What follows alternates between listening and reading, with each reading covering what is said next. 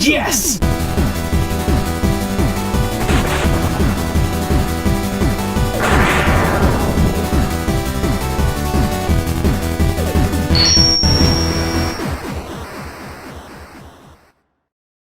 Dynasty Warriors! Welcome to a brand new episode of The Completionist. About 2 weeks ago, Nintendo sent us a brand new copy of their game, Hyrule Warriors. Now let me start off that once again, we were not paid to review this game. And as a hint, if we were paid, in order to comply with FTC regulations, we would need to put a disclaimer in the video or in the description below. So, with that said, let's take a real big, honest look at a non-Nintendo Zelda game. That sounds so weird to say a non-Nintendo Zelda game. It's like an oxymoron. You're a moron. Thanks.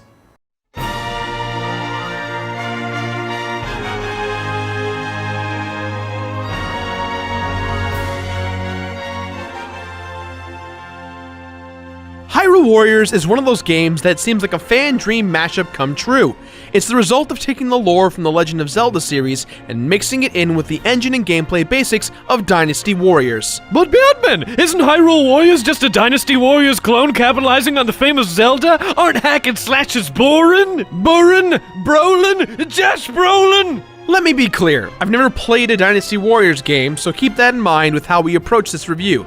To my understanding, Dynasty Warriors games take hours and hours to complete, so let's see if we can handle Hyrule Warriors. If you've been following us this far in the show, or you've been playing video games for your entire life, you'll know all the stories of Zelda. Up to this point, we've reviewed all major canon Zeldas except for Twilight Princess, Skyward Sword, and Wind Waker. If you've played a Zelda game, you'll know that Zelda, Ganon, and Link are all the chosen ones of the Triforce pieces. Hyrule Warriors takes place on its own separate timeline and has a similar story, but with a nice twist. Link starts out as a soldier in training, with Link and Zelda having no idea how their fates would intertwine, as per usual. In the first stage, Zelda supposedly gets kidnapped, which then prompts Impa, Zelda's bodyguard, and Link to lead the Hyrulean Empire into a huge war to stop this evil entity from taking over the land of Hyrule. However, it's not Ganondorf. It's actually an evil witch named Sia who ends up splitting into two people, Sia herself and Lana. Sia is the evil half, and Lana is the good half. Sia is trying to take all three pieces of the Triforce for herself, and upon her introduction, it looks like she's already taken Ganondorf's piece. So Link and Impa must team up with Lana and Sheik, better known as Zelda, to take down Sia before it's too late. Now, Sia wasn't always evil. She actually was supposed to be the peacekeeper of the Triforce. In fact, she has some form of feelings for Link, and that becomes way more evident later towards the end of the game. Through Ganondorf's corruption, Sia is filled with evil and sends her lackeys Volga and Wizro to do her bidding. Now, it's no surprise that Sia actually succeeds in— Whoa, hey! No spoilers about the story, even though we're in story. I'm not spoiling the story, Greg. This happens in the second or third stage, and all the promotional material for the game talks about this pretty candidly. Alright, go on then. But I'm watching you, even though this is recorded in voiceover. Early in the game, Sia ends up stealing Zelda and Link's piece of the Triforce and opens up the Gate of Souls. This involves a portal opening between the various Zelda timelines, which explains how we have our crossover between all the Zelda lore. Ocarina of Time, Twilight Princess, and Skyward Sword timelines start to be affected by the actions of Sia, which now has all the good characters team up. However, all the evil characters do the same as well. Playing for the first time, I was blown away by some of the graphics and presentation that was put into the game. If there's one thing visually I can say about Hyrule Warriors, is that it's very vibrant. All the colors pop, and the terrains look very polished. I admit, Twilight Princess did not make an impression on me, but after playing a few of the Twilight levels, it makes me want to fire it back up again. There are a few glaring problems with this game. You may notice throughout the video that the footage goes from 60 FPS to 30. That's because when you're playing in co-op mode, the game, for both the player on the gamepad and the TV, slows down to roughly 30 frames per second. Usually, I'm not a big stickler on frames and whatnot, but it's eye-gougingly noticeable at times. Another big problem is that you're going to be replaying some of the same levels over and over again for multiple achievement purposes or leveling and whatnot. That's not the problem. If you're a completionist like me, there is no retry button, which means when you preemptively fail, you'll need to back out of the level, go to the level select your character, select your weapon, load the level, then press the start button. This seems like a minor complaint, but trust me, this will become even more annoying. You know what? I feel this coming. Let's do a mini rant. Here goes. Commence angry video game jihad. Mini! Rant. When you start getting towards the bigger challenges, you'll be finding yourself fighting other characters in the game or big monster bosses. Here's a big problem, a huge problem that will drive everyone insane. Every time you go into battle to face one of these characters, you get the cutscene of them being introduced. Sure, you can press start and skip for the cutscenes, but towards the end of the game, when you do missions when you're fighting a multitude of bosses at the same time, you'll have to wait for the cutscenes to start, then press start, then skip it, and then do it again, and then do it again, and then do it again, and then do it again, and holy f***, just give me the option to turn off the cutscenes. That's all I want. Damn it.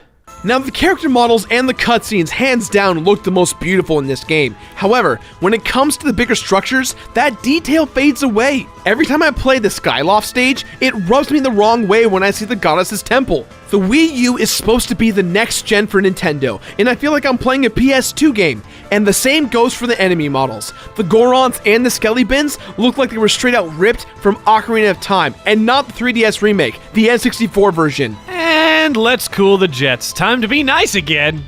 You're right, Greg. Let's move on to something a bit more positive. All the battle animations look awesome as hell. Many people disagree, but for whatever reason, I never got bored in my playthrough of this game. I still had a lot of fun. One aspect of the game that was overlooked by most reviewers was the music. It's awesome. Every time you play a stage, you get so amped for battle. And almost every single song has a reference to other Zelda games, even ones not mentioned at all in the game. Overall, this entire game feels like a tribute to such a wonderful franchise, and the music makes it that much more special.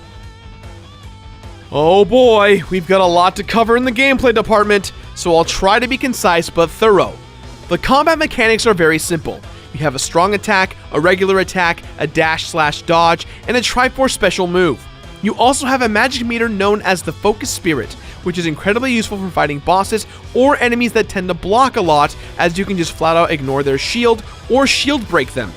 You also have various items to use. I really love the fact that you get unlimited items aside from potions. You can tend to be trigger happy with a lot of them, such as tossing bombs or using the hook shot. And what's even more fun is that you can get temporary on-screen power-ups that do insanely cool things. For instance, if you get the hookshot with the hookshot power-up, you'll pull yourself to the enemy and yank the moon from Majora's Mask out of the sky and aim it directly at them. Pretty sure the entire game of Majora's Mask was about making sure that didn't happen. These buttons and commands can be changed to Dynasty Warrior controls for those of you used to the series, but I find that the Nintendo control scheme works better. If I can make any recommendation, do not, I repeat, do not play this game with the Wiimote and the nunchuck combination. Go buy a Nintendo Pro Controller. Trust me. Here's why. How to play Hyrule Warriors with a Pro Controller versus the Nintendo Wiimote and nunchuck. The combo system. Comboing is incredibly easy and fun. B followed by Y is one combo, BBY is another, BBBY is another, so on and so forth. With the Pro Controller, pressing B is simple and fun for the whole family. Playing with the Wiimote, you cannot customize your buttons very well, which forces you to shake the Wiimote as your B button and pressing the B button on the bottom of the Wiimote as your Y button. This is just flat out awful and tiring. Please take this into consideration, and thank you for watching How to Play Hyrule Warriors with a Pro Controller versus the Nintendo Wii Remote and Nunchuck. Good day. What the hell is a nunchuck? When you're on the battlefield, your goal is simple. As much fun as it is to kill all the enemies you see, that's not something I'd recommend right away. The map is your best friend. It will indicate to you all your objectives, both main and secondary. The important goal is to gain the higher ground for you and your army, which involves you running into the room that is controlled by the opposite team, clearing the room out till the life bar of the room has dropped down to 0, and fighting the captain boss of that room. Doing so will then turn the keep into your keep for you and your army. Our goal is to conquer as much as we can while winning battles and neutralizing threats to keep your keeps. But the tide of battle changes a lot. It is a fine balance between the main battle and secondary activities. Morale rising, morale dropping, cuckoos running wild, it gets pretty intense, and the game has 3 difficulties: easy, normal, and hard. but in the end, all 3 modes seem very easy once you get the hang of it. Like in Ocarina of Time and Majora's Mask, Skulltulas are collectibles you can get in the game, but getting them can be frustrating. Upon your first playthrough, every stage has a Skulltula to collect simply by getting 1,000 kills. You need to be quick as they will flee from battle if not killed fast enough. Killing them will grant you one piece of a puzzle, and the more you collect, eventually a picture will form. The main campaign is roughly 18 levels long, so that's 18 Skulltulas right there. When you beat the game, you then have to play all the levels again and complete a certain battle objective to get other Skulltulas. Playing as certain characters, playing with certain weapons, fighting certain monsters, or triggering other events before they happen. It becomes even more challenging because the game makes all of them a mystery by leaving out nouns, so you really need to know what battle you are entering and piece it together to find all the hidden Skulltulas. Gerard, you didn't address the remaining Skulltulas? I'm getting to it, Greg, don't you worry. Alright, spoiler, man! The cast of characters in this game is really quite something to enjoy. I found that in all of my hours shared amongst friends playing the game, Link and Ganondorf are the most powerful and fun to play, although I do have a really soft spot for Ruto and Fi. Gerard, come on, spoilers! Again, they did advertise all of this stuff in the Nintendo Direct and their press release artwork. Nothing's being spoiled here, Greg. Anywho, the best part about all the characters is that they all handle incredibly different than one another. No clones. Each one offers a unique experience, and while 2/3 of them you can unlock from the main campaign, you will not be disappointed with what you've got. I do wish that the secret characters that you did unlock were really good. Agatha is horrible. She's so bad, she's a waste of space and very hard to use. But hey, at least the weapons for everyone else are pretty great. And what's really cool is that a lot of these characters have secondary weapons. For instance, Link gets a sword and shield. He gets the Master Sword, gauntlets which feature a ball and chain, the Fire Rod which is seriously one of the best weapons in the game, and the Great Fairy. Yes, it's a weapon in the game. You get to play as the huge, slow, but beautiful and deadly Great Fairy. Not all the characters get other weapon choices, but the ones that do provide an entirely different experience. You'll unlock all the secondary ones in Adventure Mode. We'll talk about that one in just a little bit. Now here's the thing about Dynasty Warrior games. They're designed to be repetitive. They're designed to be played over and over again until you've unlocked everything. And you know what? I've had a blast playing it. Like I said, sinking the amount of hours in that I did, I had an amazing time from start to finish. But that's where the different modes come into play. The Legend mode is the main story mode where you'll want to go straight through the story and unlock as many characters as you can. Then there's Free mode, which is the exact same thing as Legend mode, except you can play as any character you want. But you know what's insane about all this, Greg? What's that? Legend mode and Free mode are just 1/3 of the game. Where's the other 2/3? Not developed yet? What is this, Destiny? Ha-cha-cha! A low blow, Greg, but no, it's Adventure mode. Whoa, this looks just like Zelda onesies! This is what I like to call the Completionist Challenge from Hell. Welcome to Adventure Mode. Each panel you see here represents a challenge from each of the levels you'll end up playing. Why are there 3 map selection options? Well, from your time in Adventure Mode, you'll notice the map selections aren't necessarily what change the layout, but they're unlockables. On any given stage, you may have to do one of 4 things. Get an A rank, which by the way, there's 148 screens here, so be prepared for a long one. Find hidden heart pieces, do the correct task to unlock both Skulltulas, which those tasks first involve 1,000 kills, followed by a second playthrough where you cannot, I repeat, you cannot lose more than 4 hearts until you've got 1,200 kills and have completed the first mission. This is very f***ing difficult. And use your battle victory item to progress on the map. The hell does all that mean? This map is almost a replica of the main map from Zelda 1, even down to the secrets, but rewards such as heart pieces or new level-based weapons are locked until you figure out the on-screen puzzle. If this sounds overwhelming to you, it is. But if you've got a blown-up Zelda 1 map, the majority of secrets can be discovered by using it. By bombing a wall, pushing a block or boulder, burning a bush, or using a raft, you'll start to unlock some of the map's secrets. Gerard, this must have taken you hours. How long did it take you to do this? Spoilers, Greg. Oh, I see what you did there. There is a small online component which lets you assist other players in fighting some of the harder levels, but really, it's just a great way to get some rupees and awesome weapons. Speaking of which, let's talk about shops and bosses and then we'll move on to the next section. Shops are your way of life in terms of getting your crew up to speed. We've got the badge creation area where you can craft badges to help your character stronger by using enemy drops. There's the Battle Dojo, where you can use your rupees to power level your team, which will help you balance everything out. The Apothecary allows you to make mixtures, which in all honesty, if you're trying to create a certain weapon with a certain stat, knock yourself out, but I found it to be useless. And last but not least, the Smithy, where you can take skill attributes from one weapon and move it into another. Generals, characters, and big bosses are 3 types of big enemies you'll be dealing with, and it's important to know how to outsmart them. They seem dumb at first, hell, most of the AI is quite poor, but their patterns can be quite nasty. If an enemy tries to attack you, dodge until the stun meter appears. Getting the stun meter to be broken will cue a cutscene in which you'll do a beautiful execution, and those cutscenes never get old to me. The same goes for the big bosses, although they really push you to your limit. I do have to point out that during this review, Nintendo released an update patch which unveiled a new challenge mode. I've completed it and achieved A ranking on this one level and received nothing. I think this is meant more for a weekly challenge type thing, if anything. There is one more thing that I feel a lot of people have skimmed over in the reviews I've seen, and as a completionist, it makes me pretty angry.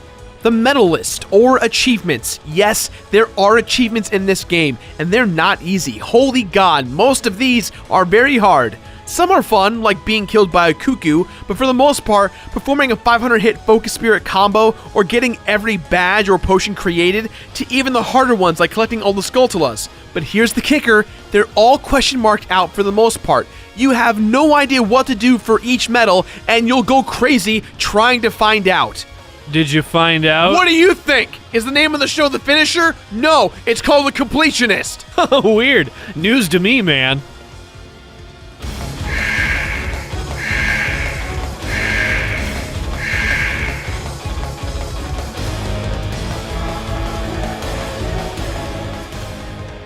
So after doing all that crap, Gerard, at least in Legend mode, what happens to the story of Sia and her evil conquest for the Triforce? Well, Link, with the power of his friends, needs to obtain the Master Sword, which he does. By obtaining the Master Sword, he's able to stop Sia's manipulative plan of ruling the world, and all goes well.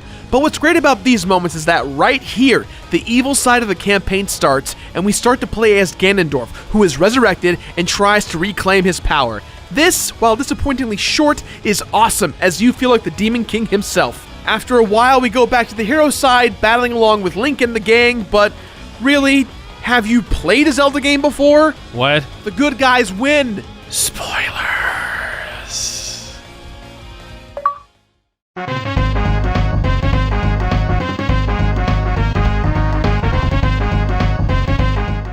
Whew, where do I start? Okay. So for beating Legend mode, you unlock Hero mode, which essentially is very hard mode. And you know what? It's actually very hard. You need to make sure that your characters are at least level 80 and that you've got powerful weapons to take everyone down. In regards to Skulltulas, there's 5 pictures total. When you collect a full picture, the bazaar gets upgraded, and after you've collected a few, the bazaar gets maxed out. You also unlock a new map labeled the Rewards map in Adventure mode.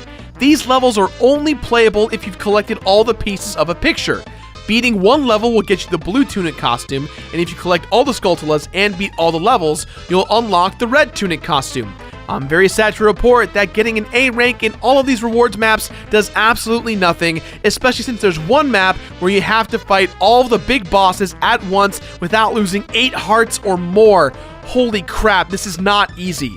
This is a sanity tester right here. There's also 4 maps that seem to be unplayable. If I had to guess, these 4 maps are for the DLC. There's no way to unlock them at this point. Completing Adventure mode is quite possibly the hardest thing I've ever had to do here on The Completionist. It is designed to tear you to shreds. This game is designed to be played for many, many, many, many hours.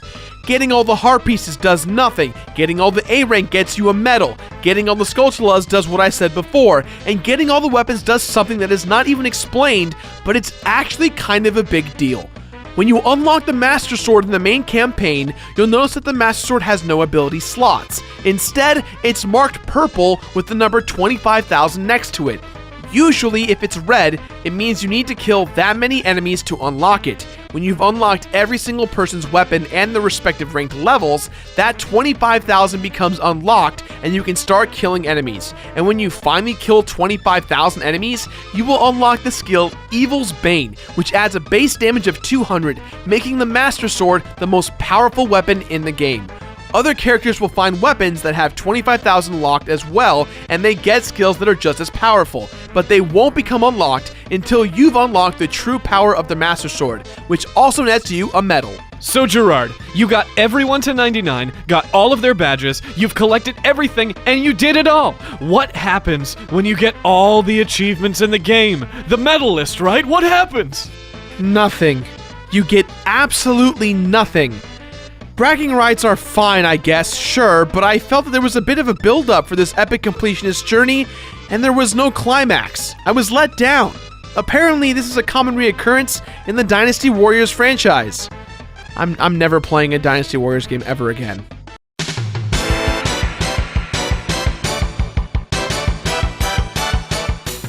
Now, I was given this game 2 weeks ago from today, and I have to admit, I was not planning on completing it at all. But the challenge alone intrigued me, and looking back at it all after finally completing it, I probably wouldn't do it, as I've been playing this game non-stop. According to my Wii U game log, by the time I 100% completed Hyrule Warriors, this is how long I had played. Oh my god! Mind you, I did this in 2 weeks. I do not recommend this ever to do this to your body. Do not try this at home, kids. At the end of the day, Hyrule Warriors did one thing for me the entire time. I was very entertained. Is the game perfect? God, no. There's a lot wrong with it, but the important thing is, I think it's worth that $60. They put a ton of content in there, and there's a lot more with DLC coming in the next few months. I think it's safe to say that, despite the big hiccups they had, Hyrule Warriors is one of my favorite experiences on the Wii U. That is, until Smash Bros. I mean, that's gonna be everyone's. Is Hyrule Warriors worth completing? No. Is it worth playing all the insane hours that I did? No. Are there a lot of things wrong with the game? Absolutely. But most importantly, is the game very fun, especially to play with friends? Yes. This game gets my completionist rating of finna play it. Finna play it! And after you finna play it, be sure to subscribe! Hey guys, Alex here. Just wanted to remind you that right now we got a Spotify playlist over at thatonevideogamer.com called 0 to Hero Level 99. These are songs to listen to while you're grinding for levels in various games. And follow our Spotify so you don't miss out. It's free. Link in the description below to the article. Check it out! Whoa, whoa, whoa, whoa, whoa. Cut the crap, completionist. Well, if it isn't the internet, you guys personified, who's usually here to accuse me of defending a bad game. What are you doing here? You're not due for internet court for a long while. Oh, I'm not here for internet court. I'm not here to accuse any game of sucking. I'm here to accuse you of sucking. It's been 3 years. What? 3 years! Your 3rd-year anniversary is right now, buddy. 3 years to the completionist, and you still yet to do one game. One game that you just keep running away from. One game where if I have it, it's gonna end your life. Look, we just did Hyrule Warriors, a game that's 200 plus hours. What more do you want from me? You 200 plus hours of Hyrule Warriors. I don't care. I don't care about that plot crap. Don't give me that. You know what I want. You, me, Sky.